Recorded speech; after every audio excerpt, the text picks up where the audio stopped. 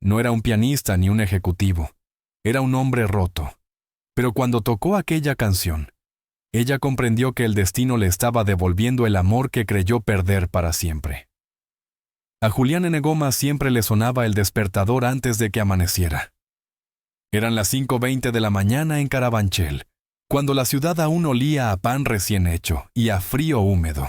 Él se levantaba sin quejarse, pasaba una mano por su cuello ancho y musculoso, marcado por años de trabajo físico.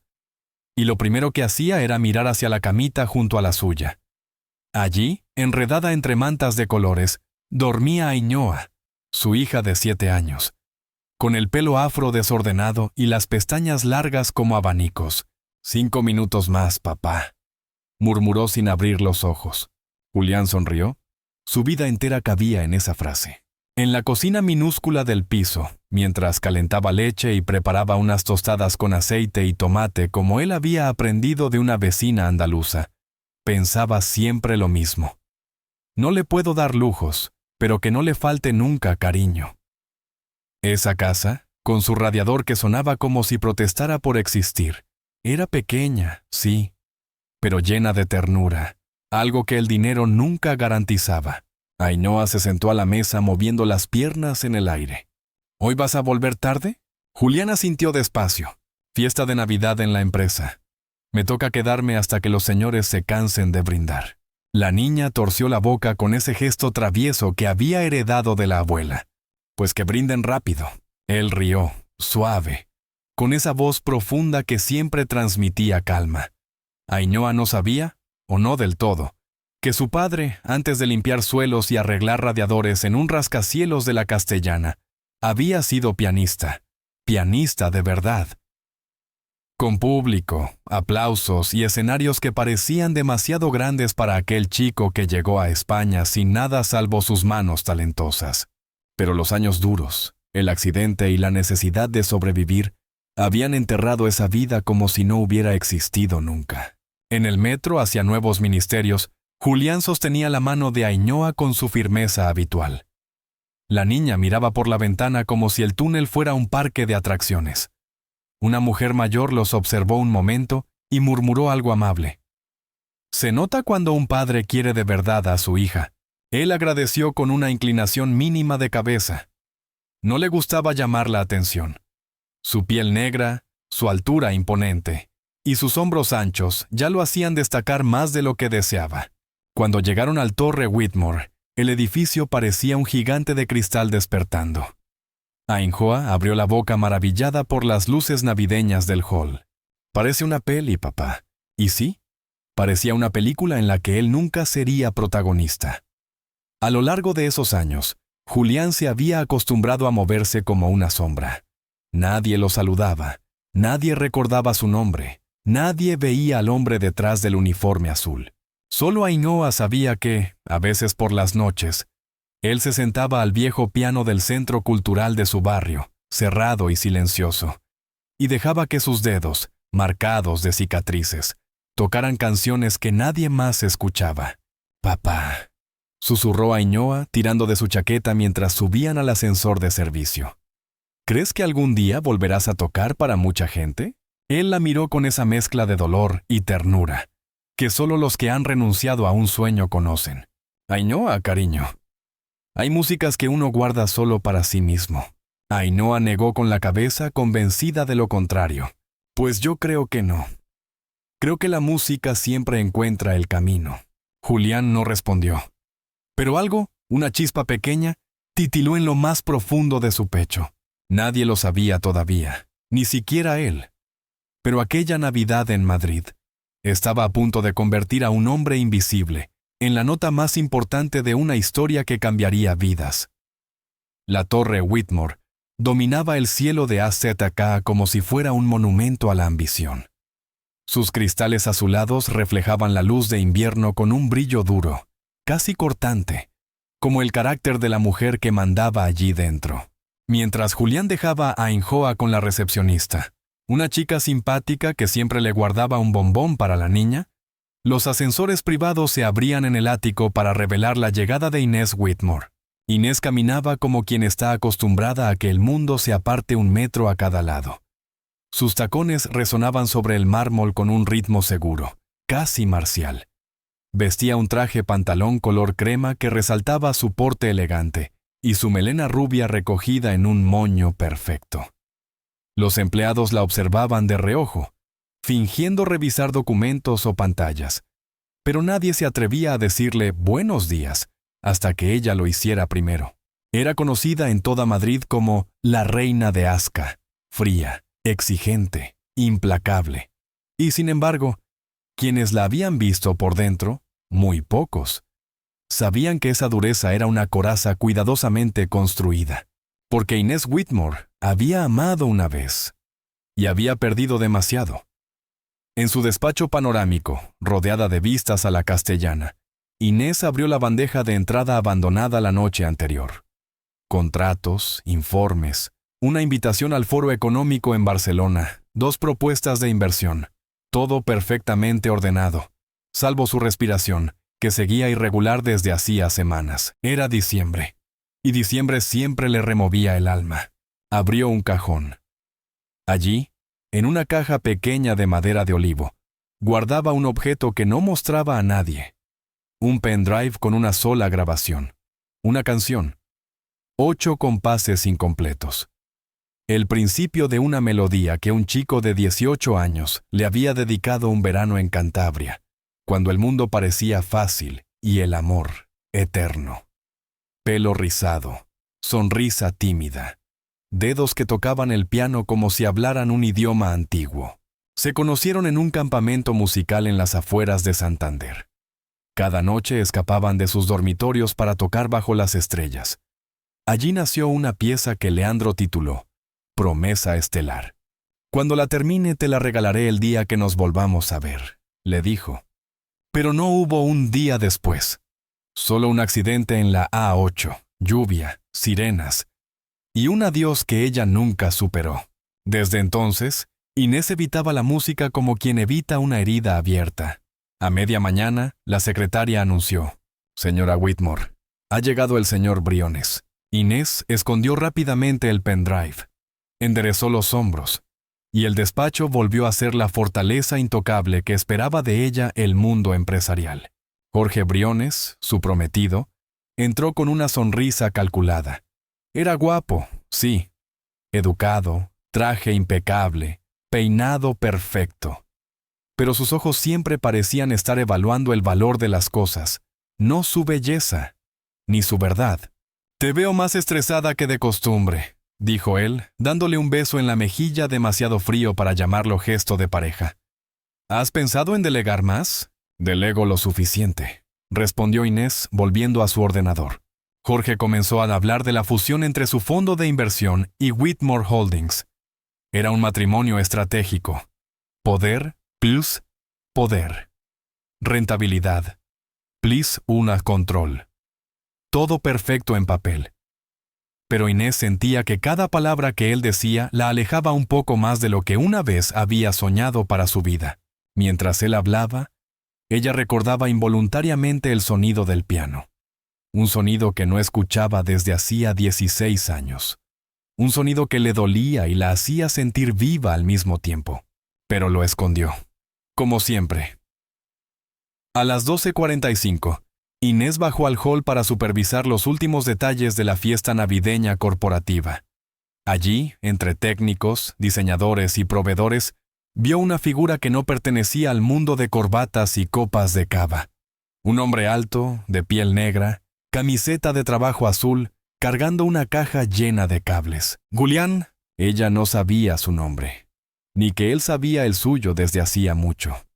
Solo lo observó un segundo, pero suficiente para notar algo extraño en él. Una calma distinta, una dignidad silenciosa.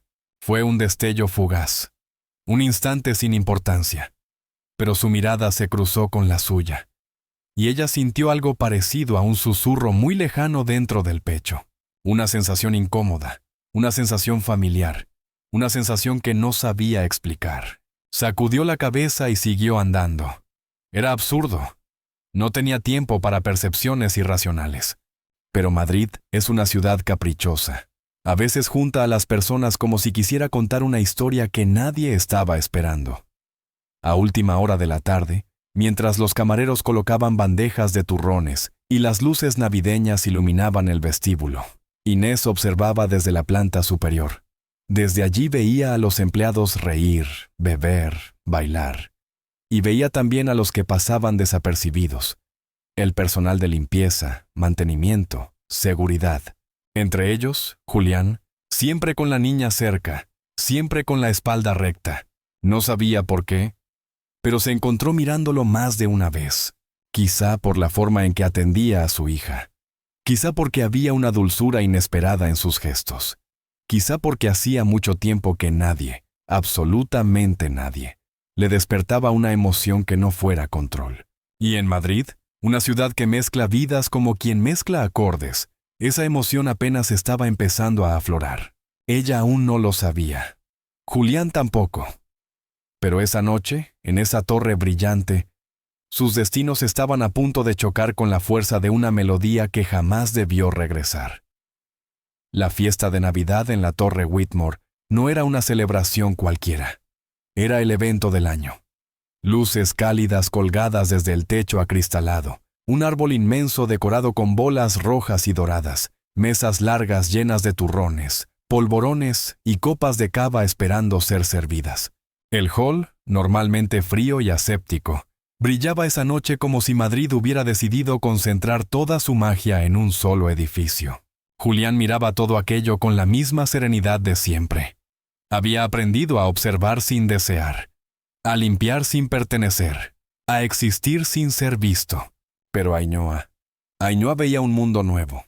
«Papá, mira, hay un árbol más grande que el de la Plaza Mayor», exclamó tirando de su chaqueta con entusiasmo. Sí, chiquitina, pero no corras. Hay mucha gente», respondió él sujetándole la mano. La niña llevaba unas mallas blancas, un vestido sencillo azul marino y una coleta alta que temblaba cada vez que saltaba. Era una presencia luminosa en un entorno donde todos parecían demasiado ocupados para mirar con ilusión. Desde la planta de arriba, Inés Whitmore observaba el ambiente apoyada en la barandilla, el cabello rubio recogido, los brazos cruzados, postura impecable. Pero algo en su expresión, un brillo casi imperceptible, revelaba que su mente estaba lejos de aquel cóctel de empresa. Quizá en un pentagrama roto, quizá en un chico que nunca volvió. Y sin embargo, aún perdida en sus pensamientos, su mirada se detuvo 2 veces sobre la misma escena. Ainhoa saltando entre las luces, y Julián siguiéndola con una mezcla de paciencia y ternura. Era una imagen demasiado humana para encajar en un evento corporativo tan rígido. Cerca de una mesa donde los camareros servían copas de cava, alguien derramó un poco. Apenas una mancha brillante en el mármol pulido. Ningún adulto lo notó. Pero Ainhoa, emocionada por alcanzar una piruleta de chocolate, sí, su pie derecho patinó. El golpe resonó como un latigazo. «¡Ainhoa!», gritó Julián, lanzando la caja de cables que llevaba. La niña cayó de rodillas. Su cabeza golpeó ligeramente el suelo, pero fue la rodilla la que empezó a sangrar de inmediato. La sangre, roja y viva, se extendió sobre las mallas blancas con una rapidez que le heló el alma. Julián la recogió en brazos con suavidad impresionante, una mezcla de fuerza y cuidado que solo tienen los padres que han criado solos. «Tranquila, cariño, tranquila. Ya está», susurró él, con esa voz profunda y reconfortante. Los sollozos de Ainhoa resonaron entre las columnas de mármol. Algunas personas miraron con incomodidad, otras hicieron ver que no habían oído nada. Era más fácil mirar las copas que mirar el dolor ajeno. Pero hubo alguien que sí miró. Alguien que bajó las escaleras con gesto de «esto no debería estar pasando». Jorge Briones. Jorge se detuvo frente a Julián con una mueca hecha de soberbia. «¿Puedes controlar a tu hija?», soltó en voz alta, lo suficiente para que media sala lo oyera. «Esto es un evento corporativo, no una guardería». Julián levantó lentamente la vista. No respondió. Se limitó a abrazar más fuerte a Ainhoa, como si quisiera protegerla del mundo. Además, continuó Jorge, señalando la mancha de sangre en el suelo. Si no puedes permitirte una canguro, quizás deberías haberte quedado en tu barrio en lugar de traerla aquí. La frase cayó como un cubo de agua helada. Un silencio incómodo recorrió la sala. El murmullo se apagó, como si la música misma se hubiese escondido. Julián tragó saliva. Su mandíbula tembló apenas, pero se mantuvo firme. «Se ha resbalado», respondió con voz grave. «Es una niña, no un problema. Un problema es lo que sois para la imagen de esta empresa», escupió Jorge. Y entonces, antes de que Julián pudiera decir nada más, una voz cortante atravesó el salón con una autoridad que detuvo todo a su paso. «Jorge, ya basta». Inés caminó hacia ellos con paso firme. No corría, no temblaba. Era un bloque de hielo moviéndose con precisión quirúrgica. Se plantó frente a Jorge, con los ojos tan fríos que podían partir el cristal. «No tienes autoridad para hablar así ni a un empleado, ni a una niña». Jorge rió, incómodo. «Inés solo estaba...» «Discúlpate», ordenó ella. Él parpadeó. «¿Perdona?» «He dicho que te disculpes», repitió Inés, sin alzar la voz pero haciéndolo sonar como un decreto real. La tensión se volvió espesa. Los empleados dejaron de fingir que no miraban. Jorge, tragándose el orgullo, murmuró: «Lo siento». No miró a Julián. No miró a Ainhoa. Miró al suelo. Inés se agachó entonces para examinar la rodilla de la niña. Sus dedos finos, acostumbrados a firmar contratos millonarios, se movieron con delicadeza sorprendente. «Tenemos un botiquín en la sala ejecutiva del 5º piso. Usad el ascensor privado», indicó ella. Julián la miró a los ojos. Por primera vez se cruzaron sin prisas. Había en ellos algo extraño. No reconocimiento. No todavía, pero sí una vibración leve, como la primera nota de una melodía que ambos habían olvidado. «Gracias», dijo él, apenas audible. Inés asintió. Y mientras Julián se alejaba con Ainhoa en brazos, ella permaneció inmóvil, sintiendo un escalofrío que no sabía explicar. Algo en la forma en que él la había mirado. Algo en la manera en que había pronunciado ese «gracias». Algo que llevaba 16 años dormido acababa de despertar. Cuando Julián volvió al hall con Ainhoa ya vendada, la fiesta había cambiado. No en decoración ni en luces. Estas seguían brillando con ese tono cálido tan madrileño, mezcla de ilusión y nostalgia, sino en ambiente. Había una especie de murmullo subterráneo, como si el edificio entero hubiese sido testigo de algo extraño, algo que no encajaba en los protocolos elegantes de la Torre Whitmore. Ainhoa, sin embargo, parecía nueva. Llevaba un cacao de fresa que la recepcionista le había dado para que la herida se curara más rápido, y una sonrisa un poco tímida, el rastro de un susto ya casi olvidado. «Papá», susurró ella tirando de su abrigo. «¿Puedo pedirte una cosa?» Julián la miró con ternura cansada. «Claro, mi vida. Lo que quieras». Ella señaló el fondo del hall, donde un piano de cola negro, un Yamaha CFX, que brillaba bajo las luces, estaba rodeado de empleados riendo y probando 2 acordes torpes, mientras un contable animado tocaba villancicos fuera de tono. «Quiero que toques algo tú», dijo Ainhoa, mirando al piano como quien mira una estrella fugaz. Julián sintió cómo el corazón se le detenía un segundo. No había tocado frente a nadie desde hacía años. Desde el accidente, desde antes de perder su lugar en el mundo musical. Desde que la vida le arrancó el futuro que había soñado con tan solo 20 años. Pero la forma en que su hija lo miraba. Un brillo inocente, confiado, como si él fuese el mejor pianista del teatro real. Como si él aún tuviera luz. «Solo una canción, para que duerma bien», susurró ella recostando la cabeza en su hombro. Y entonces, algo se quebró dentro de él. Algo que llevaba demasiado tiempo escondido. «Está bien», cedió Julián, respirando hondo. «Solo una». Cuando Julián se acercó al piano, el grupo alrededor se abrió un poco, sorprendido. La mayoría ni siquiera sabía que el chico del uniforme azul sabía tocar. Un par de ellos apartaron copas para dejarle sitio, más por curiosidad que por educación. «A ver qué se toca el de mantenimiento», bromeó alguien. Julián no reaccionó. Se sentó. Acomodó la espalda, flexionó los dedos, su mano izquierda firme, su mano derecha marcada de cicatrices, y soltó el aire lentamente. Ainhoa se sentó en el suelo junto al banco, cruzando las piernas, apoyando la barbilla en las manos, y en ese instante, el hall se llenó de un silencio que no pertenecía a una fiesta. Era un silencio expectante, antiguo, casi sagrado, como si la torre Whitmore hubiese decidido contener la respiración. Julián apoyó los dedos sobre las teclas y tocó. La primera nota cayó como una gota de luz, la segunda como un suspiro, la tercera como un recuerdo que vuelve. Los presentes dejaron de hablar. El camarero que servía cava detuvo la mano. Hasta el árbol de Navidad pareció quedarse quieto. Era música, sí, pero no música cualquiera. Era una melodía que parecía venir de un lugar tan íntimo que nadie sabía cómo reaccionar. Y entonces, en el entresuelo, revisando un mensaje de su padre, Inés escuchó un eco lejano que le heló la espalda. Un sonido que conocía demasiado bien. Un sonido que jamás debería sonar allí. Un sonido que no escuchaba desde hacía 16 años. No podía ser. Dejó caer el móvil. Bajó 2 escalones, luego corrió. Cuando alcanzó la barandilla del primer piso y vio la escena, a Julián, de espaldas, tocando aquel piano. Su corazón se desplomó. La melodía seguía avanzando.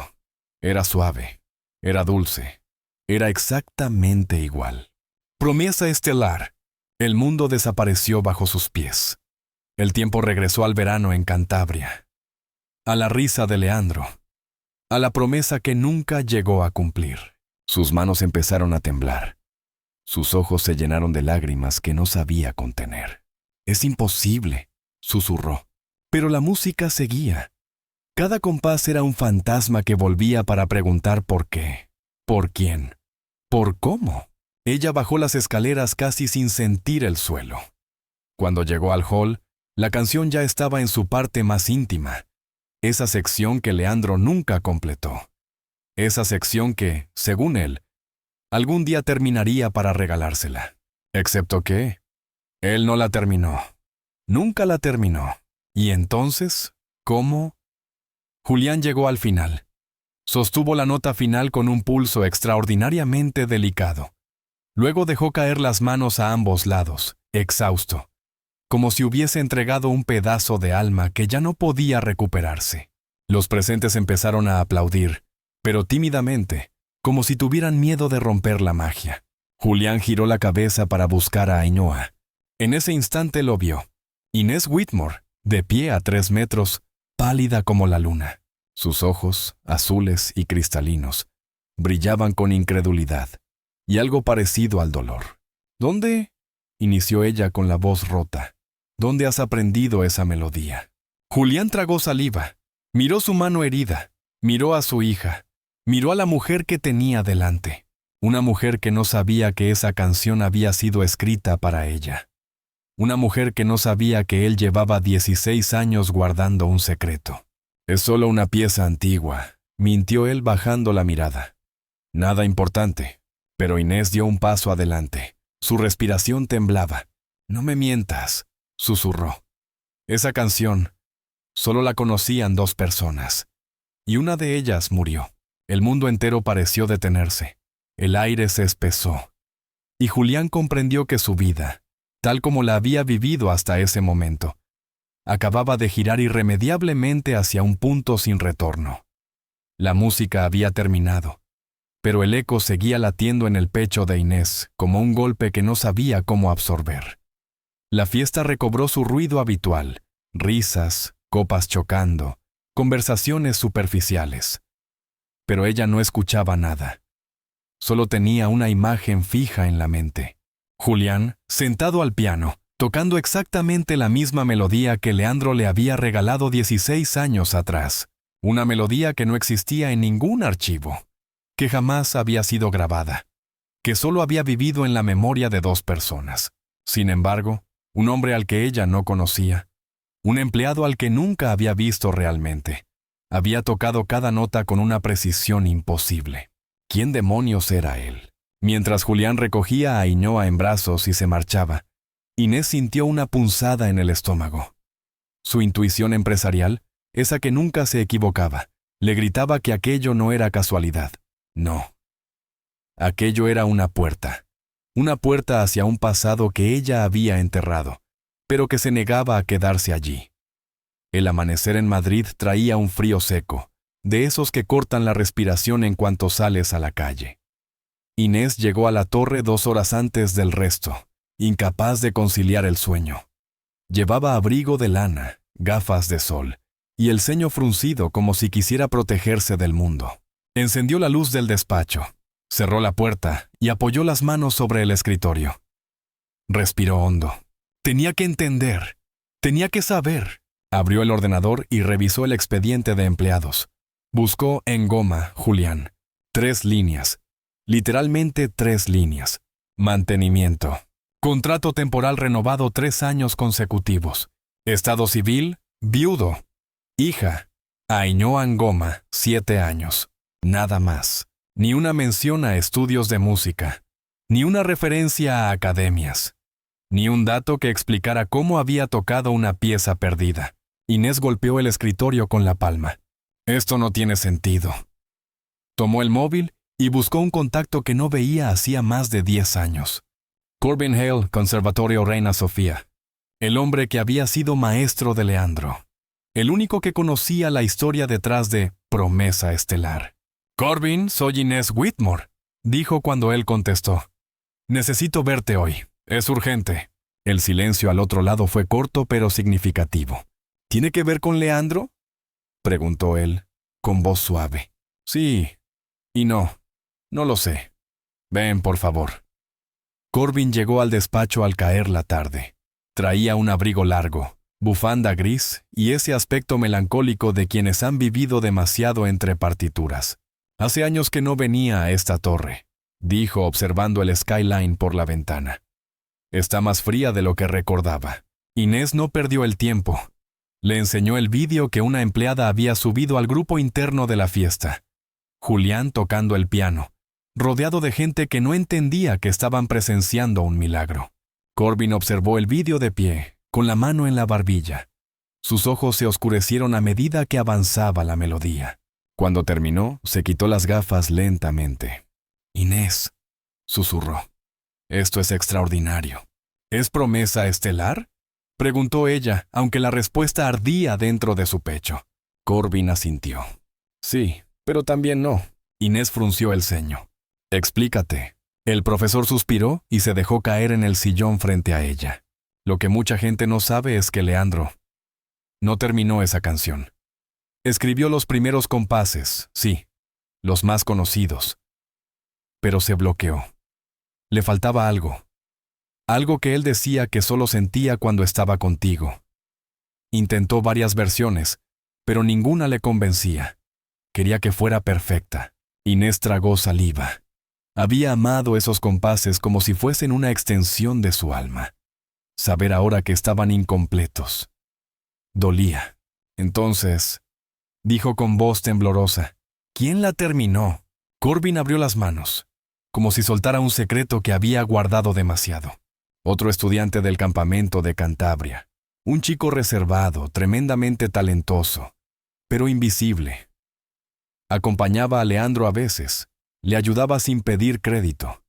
Tenía un oído prodigioso. De hecho, sonrió con tristeza. Recuerdo que Leandro decía que ese chico entendía el amor mejor que él. Inés se hundió en la silla. ¿Recuerdas su nombre? ¿No?, admitió Corbin. Eran chicos jóvenes, muchos iban y venían. Pero recuerdo su estilo. Y te aseguro, miró fijamente el vídeo, que la persona que tocó esta noche fue él. Fue ese muchacho. Inés sintió como el aire se volvía denso a su alrededor. Pero ese chico debe de tener ahora alrededor de 30 y tantos. Exacto. Corbin asintió.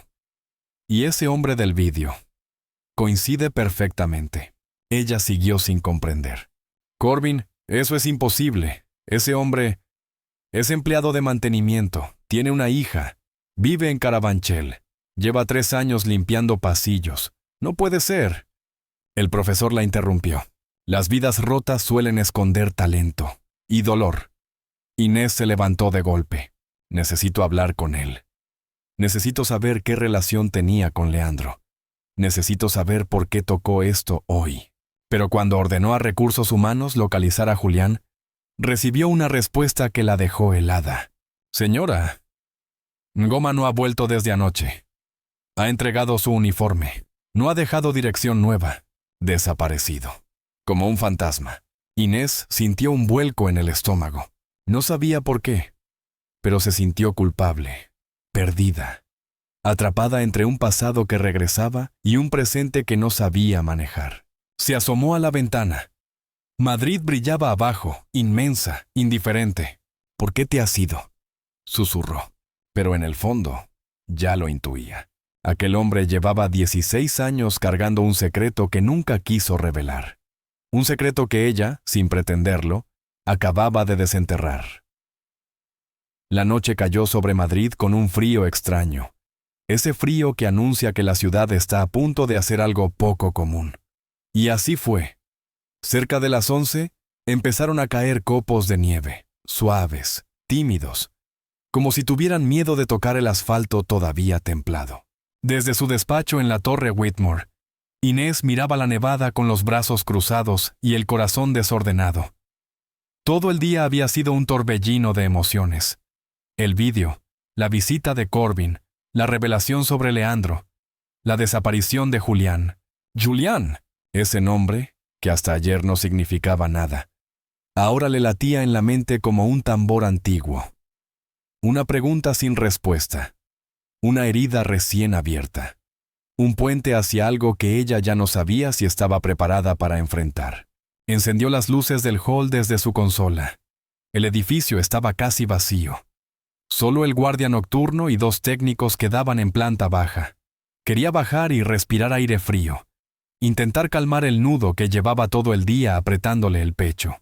Tomó el ascensor. Mientras descendía, la melodía volvía a sonar en su cabeza. Promesa estelar. Los 8 compases de Leandro. La continuación que jamás escuchó. La continuación que Julián había tocado como si fuera suya. Como si la hubiese vivido en la piel. El ascensor se abrió. Entonces lo oyó. Una nota. Luego otra. Luego una progresión suave, melancólica, deshecha. Pero indudablemente bella. Era un piano. Era ese piano. A esas horas. En aquel silencio sagrado, su respiración se detuvo. No puede ser, susurró. Bajó las escaleras casi sin tocarlas, movida por una mezcla de miedo y esperanza que le erizaba la piel. Y allí, en medio del hall iluminado por las luces del árbol, lo vio. Julián estaba sentado en el banco, inclinado hacia adelante, los ojos cerrados, las manos moviéndose sobre el teclado con una fluidez que no parecía de este mundo. Su semblante mostraba agotamiento, pero también algo más profundo. Tristeza y resignación. No tocaba la versión brillante de anoche. No tocaba la promesa. Tocaba la herida. La versión de un alma agotada por cargar demasiados años un secreto que nunca quiso revelar. Inés no se atrevió a acercarse. Se quedó quieta, escuchando, sintiendo cómo cada nota se le clavaba en el pecho. A su alrededor, la nieve caía detrás de los ventanales como si Madrid estuviera llorando con él. Cuando Julián finalizó la pieza, dejó caer ambas manos a los costados y exhaló. Un suspiro largo, rendido, como si hubiera expulsado años de dolor retenido. Solo entonces, sin darse la vuelta, dijo: «Sabía que vendrías». Inés tragó saliva. «¿Desde cuándo lo sabes?». Julián se levantó despacio. No la miró directamente. Parecía temer que sus ojos revelaran demasiado. «¿Desde el momento en que escuchaste la canción?». Hizo una pausa. «Desde que te vi bajar las escaleras anoche. Supe que ya no podía esconderme». Inés avanzó unos pasos.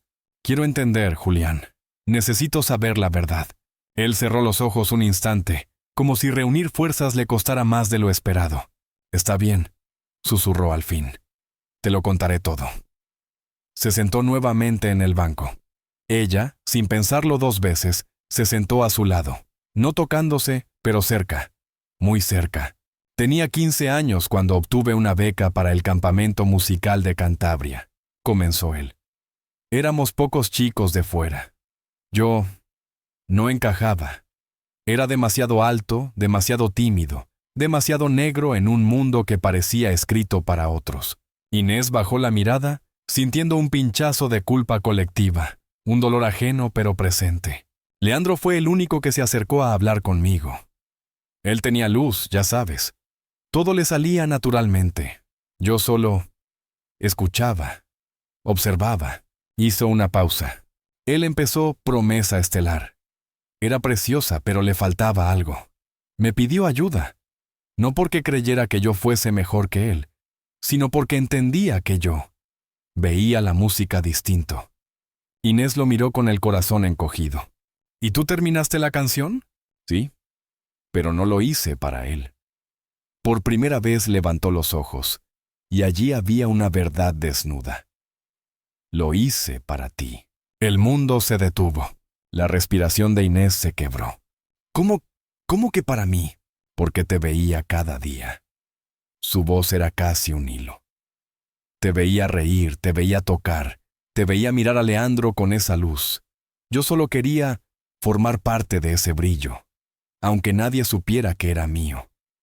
Aunque tú jamás me miraras. Aunque nunca volviera a verte.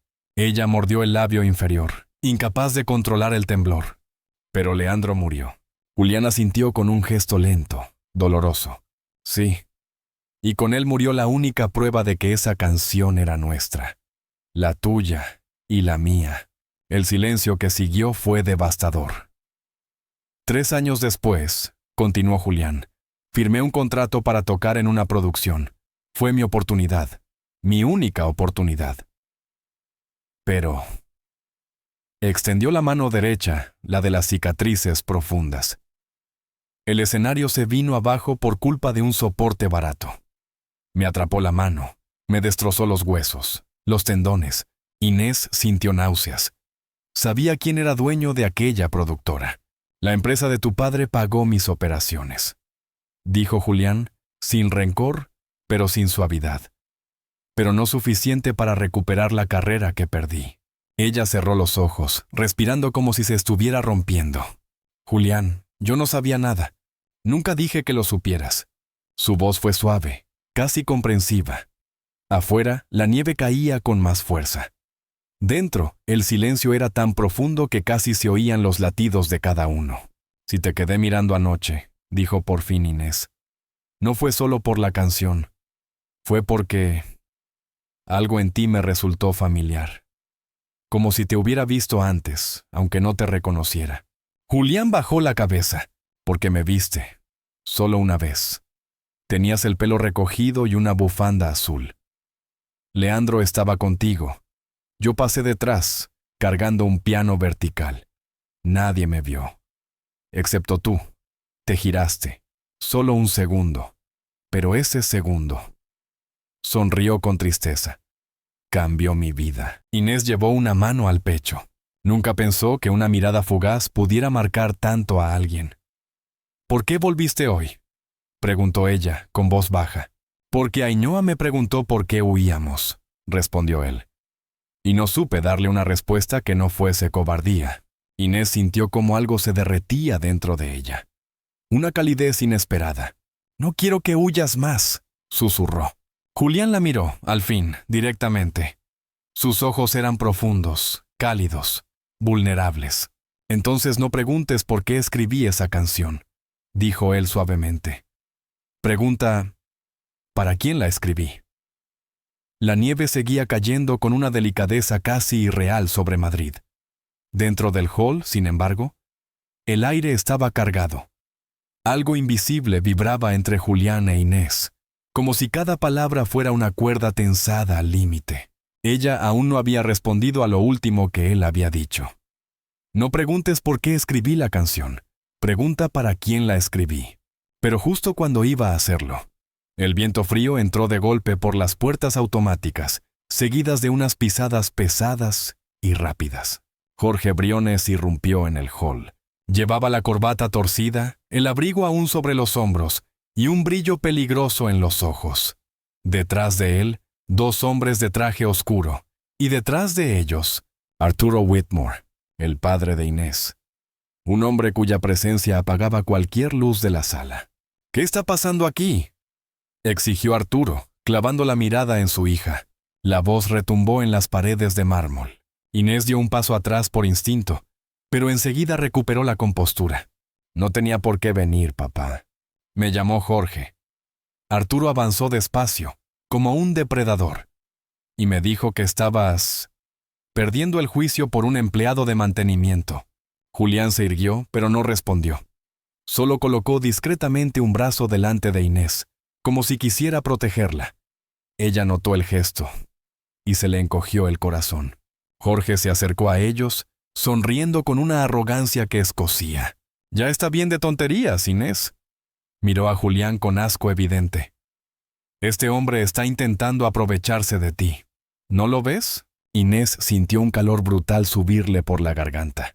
«Lo único que veo es tu falta de respeto y tu obsesión por controlar lo que no entiendes. Yo lo entiendo perfectamente», replicó Jorge, levantando la voz. «Él ha inventado una historia melodramática para llamar tu atención. ¿Una canción del pasado? ¿Un accidente? ¿Amor juvenil? Por favor, Inés. ¿Y tú?». Se dirigió a Julián. «Tú eres un oportunista». Y entonces ocurrió. Ainhoa, que estaba escondida detrás de una columna, asomó la cabeza en el peor momento. «No hables así de mi papá». Su voz infantil cortó la tensión como un cuchillo. Julián dio un salto hacia ella, colocándola detrás de su pierna. «Ainhoa, cariño, no deberías estar aquí». Pero la niña, con las mejillas húmedas por el frío y los ojos llenos de fuego, miró a Jorge directamente. «Mi papá no hace daño a nadie. Eres tú quien habla mal». Jorge bufó, irritado. «Mira, ya es suficiente». Se volvió hacia Arturo. «Arturo, esto es un desastre. Si la prensa se entera de que tu hija está mezclándose con un tipo como este, la fusión se va al traste». Las palabras colgaron en el aire con un racismo suave, disfrazado, pero igualmente venenoso. Y entonces, Inés explotó. «¡Basta!», gritó ella con una fuerza que nunca antes había usado en presencia de Arturo. El silencio fue absoluto. Incluso el guardia de seguridad dejó de respirar. Inés avanzó hacia su padre, clavándole los ojos con una determinación que le temblaba en la piel. «Durante toda mi vida he sido lo que querías. La hija perfecta, la ejecutiva impecable, la mujer sin errores. Pero ya es suficiente. No voy a permitir que sigas decidiendo quién merece estar cerca de mí». Arturo entornó los ojos. Ese hombre arruinó una producción musical entera. Se lesionó por su propia torpeza y luego quiso responsabilizar a la empresa. Julián bajó la mirada, apretando la mandíbula. Ainhoa le tomó la mano. Inés sintió que su cuerpo ardía. «¿Sabes qué arruinó esa producción?», replicó ella. «La avaricia y la decisión de usar materiales de mala calidad. Ese accidente podría haber matado a cualquiera. Y tú lo sabes». Arturo se tensó. Tenía 17 años. Era un crío lleno de ilusiones. «¿Sabes lo que hiciste cuando permitiste que esa negligencia lo dejara sin futuro?». Inés dio un paso más. «Lo condenaste a una vida que no merecía. Y ahora estás intentando destruirlo otra vez». El hombre abrió la boca para responder. Pero Inés levantó una mano, imponiendo silencio. «No pienso sacrificar a nadie más por tus negocios, y menos a él». Ainhoa apretó más la mano de su padre, orgullosa. Julián miró a Inés con una mezcla de sorpresa, gratitud y algo más profundo. Algo que llevaba años escondido. Jorge, herido en su ego, decidió contraatacar. «Inés, nuestro compromiso. Tu padre y yo hemos trabajado meses en esa fusión. ¿Te das cuenta de lo que estás tirando por la borda?». Ella lo miró con frialdad absoluta. «¿Nuestro compromiso? Eso es una palabra muy generosa para algo que siempre fue una transacción». Respiró hondo. «Se acabó, Jorge. No habrá boda. No habrá fusión. No habrá nada». Jorge se puso rojo como un semáforo en Gran Vía. «¿Estás loca? Puedo hundirte. Puedo filtrar documentos financieros. Puedo...» Haz lo que quieras, lo cortó Inés. Pero será la última vez que pronuncies una amenaza en este edificio. El guardia se acercó, inseguro. ¿Todo bien, señora Whitmore? Escolte al señor Briones a la salida, ordenó ella. No volverán a entrar aquí. El guardia obedeció sin preguntar. Jorge fue expulsado gritando amenazas que apenas resonaron. Arturo miró a Inés con una expresión difícil de descifrar. Estás tomando decisiones emocionales, Inés. Eso te costará caro. Ella le sostuvo la mirada. Prefiero pagar cualquier precio antes que seguir viviendo sin alma. Arturo frunció el ceño y se marchó, sin despedirse. Cuando la puerta giratoria se cerró detrás de él, el silencio volvió, pero esta vez era un silencio distinto. Liberador, poderoso, transformador. Inés respiró profundamente y se volvió hacia Julián. Lo siento, susurró. Él negó despacio. No tienes nada de lo que disculparte. Ainhoa soltó la mano de su padre y abrazó una pierna de Inés, con una naturalidad que rompió el corazón de ambos adultos. Gracias por defendernos, murmuró la niña. Inés se agachó y le acarició la mejilla. Siempre pequeña. Cuando se incorporó, Julián estaba mirándola con una mezcla de admiración y vulnerabilidad tan pura que casi dolía. Él dio un paso hacia ella. Inés, no sé qué va a pasar ahora, pero... Ella lo interrumpió con una sonrisa triste. Yo sí lo sé, y quiero averiguarlo contigo. Madrid seguía nevando fuera, como si la ciudad celebrara en silencio el nacimiento de algo nuevo. Y en ese hall vacío, bajo las luces cálidas de Navidad, dos vidas por fin dejaron de huir la una de la otra. La nevada duró hasta la mañana siguiente, y Madrid amaneció envuelto en un silencio blanco, casi mágico. Las calles de Asetska brillaban como si alguien hubiera espolvoreado azúcar glas sobre la ciudad. Para muchos era un día cualquiera.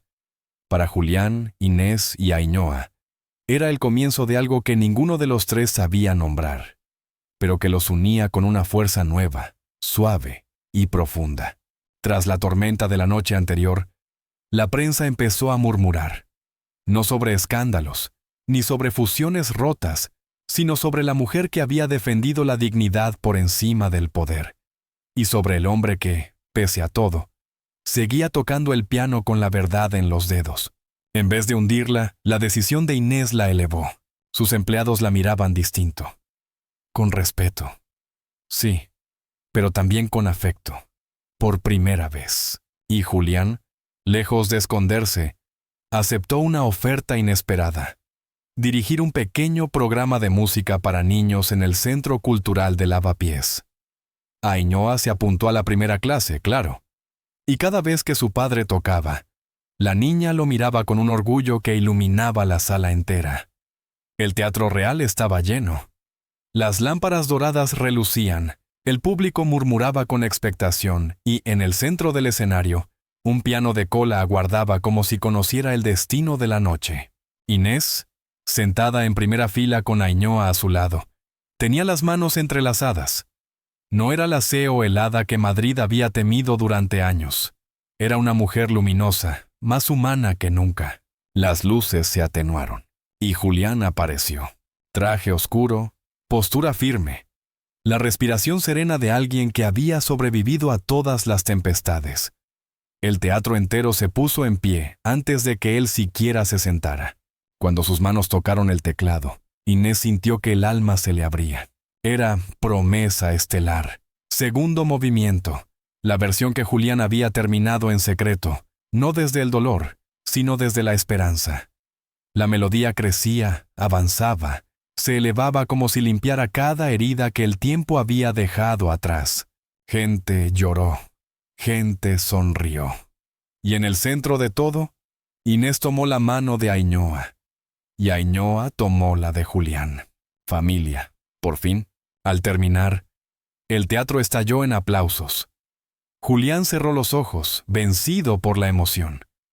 Y cuando miró hacia el patio de butacas, vio a Inés de pie, mirándolo con una mezcla de amor, gratitud, y esa chispa que solo aparece cuando el destino por fin hace las cosas bien.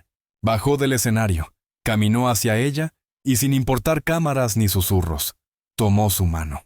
¿Seguimos escribiendo esta canción juntos? ¿Cada día? Preguntó él con una voz suave, llena de significado. Inés sonrió. Esa sonrisa que él había imaginado durante media vida. Siempre. Ainhoa, radiante, saltó entre los dos. «Y mañana churros con chocolate en San Ginés», gritó. Rieron los tres. Y Madrid, con su noche fría y su cielo despejado, pareció guiñarles un ojo. Porque algunas historias nacen del dolor, pero solo sobreviven gracias al amor. ¿Creéis que el destino puede unir a dos personas después de tantos años de silencio? ¿Habéis vivido alguna vez un amor que parecía imposible, pero que al final encontró su camino? Si esta historia os ha emocionado, suscribíos al canal, dejad vuestro like y compartid este vídeo para que más personas descubran que, incluso en una ciudad inmensa como Madrid, los milagros sí existen. Nos vemos en la próxima historia. Gracias por estar aquí. Aviso. Esta historia es completamente ficticia y ha sido creada únicamente con fines narrativos y de entretenimiento. No está basada en hechos reales, y cualquier similitud con personas o situaciones reales es pura coincidencia. Todo el contenido es original y producido exclusivamente para este canal.